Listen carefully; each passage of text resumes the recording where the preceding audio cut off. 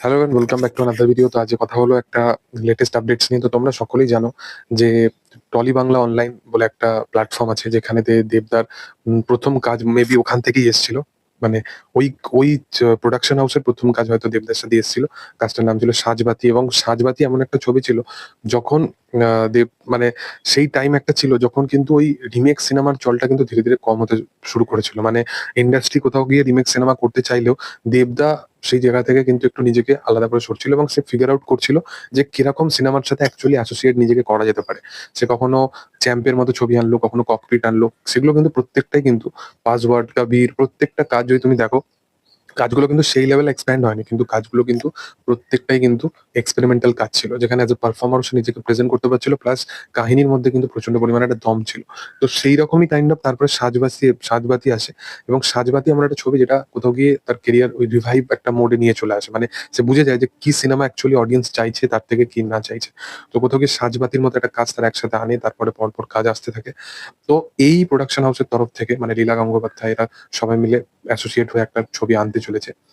এবং তোমরা সকলেই জানো যে দেবদা রিসেন্ট টাইমে প্রজাপতি 2 আসতে চলেছে। একটা ফ্যামিলি ওরিয়েন্টেড ড্রামা এই বছরে আরেকটা সে নিয়ে আসবে, যেখানে মিঠুন চক্রবর্তী এবং দেবের জুটিটাকে আমরা দেখতে পাবো। এবং আরেকটাও ছবি আসতে চলেছে এই বছরই ২০২৫ সালে, এবং শ্রাবন্তী চ্যাটার্জি এবং যিশু সেনগুপ্ত এই ছবির মধ্যে থাকতে চলেছে। এবং এই ছবিতে একটা ইম্পর্টেন্ট ক্যারেক্টারে আমরা দেবদাকে দেখতে পাবো। তো প্রথমত একটা জিনিস বলে রাখি যে শ্রাবন্তী চ্যাটার্জির এই যে বাবুসোনা বলে গতকালকে একটা ট্রেলার আসে, এবং কাজটা মানে খুবই বাজে কাজ, মানে লিটারেলি খুবই বাজে কাজ আমার লেগেছে। বাট শ্রাবন্তী চ্যাটার্জির কিন্তু এই বছরে কিন্তু পরপর ভালো ভালো কাজ আসতে চলেছে।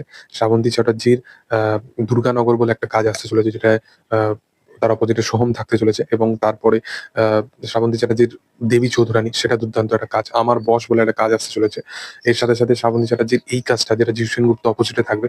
তো আমার মনে হয় যে শ্রাবন্তী চ্যাটার্জির ২০২৫ সালটা খুব স্পেশাল হতে চলেছে, এবং তোড়জোড় করে তার একটা কামব্যাক হতে চলেছে। এবং দেবদা যেহেতু এই কাজটার মধ্যে একটা ইম্পর্টেন্ট চরিত্র প্লে করতে চলেছে, এবং যিশু সেনগুপ্তর তো একটা দুর্দান্ত লেভেলের একটা অডিয়েন্স তো আছেই, তার নিজের একটা অডিয়েন্স আছে, এবং দুজনেই খুব ভালো পারফর্মার। তো আমার মতে শ্রাবন্তী চ্যাটার্জিকে উম এইরকম কাইন্ড হবে না, এই যে মেইন স্ট্রিম, তারপর এই যে ফ্যামিলি ড্রামা, এরকম না ভাবনা চিন্তা করে শুধু ভালো কাজের সাথে অ্যাসোসিয়েট হওয়া উচিত। তার কাবেরী অন্তর্ধান কাজ দেখো, বা এরকম কাইন্ড অফ ছবিতে কাজ দেখো, খুব আকাশ পাতাল তফাৎ লাগে। তো সেই কারণবশত আমার মনে হয় যে তাকে এরকম কাইন্ড অফ কাজের সাথে অ্যাসোসিয়েট হওয়া উচিত, যেখানে যিশু সেনগুপ্ত, দেবের মতো ভালো ভালো অভিনেতা আছে, এবং ভালো ভালো পরিচালক আছে, ভালো প্রোডাকশন হাউস আছে। তো সেই রকম কাইন্ড অফ কাজের সাথে অ্যাসোসিয়েট হওয়া উচিত। যাই হোক, এই কাজটা নিয়ে আমি তো খুব বিশালভাবে এক্সাইটেড আছি। তোমাদের কি বক্তব্য অবশ্যই কমেন্ট সেকশনে জানাতে পারো। আর ভিডিও যদি ভালো লেগে থাকে লাইক শেয়ার সাবস্ক্রাইব করবে। Thank you. বাই।